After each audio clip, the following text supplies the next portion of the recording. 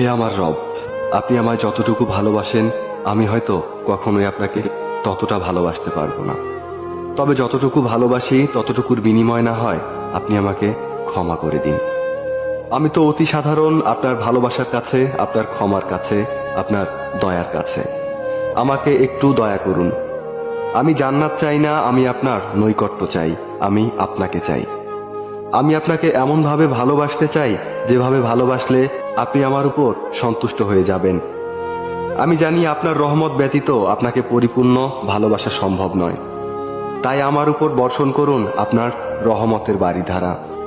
আপনিই তো জানেন আমার সব কিছু, আমার সকল গোপন পাপ, পৃথিবীর কেউ না জানা আমার সকল অন্যায়, আমার নিজের নফসের উপর আমার জুলুম, এ সব কিছুই তো আপনার জানা।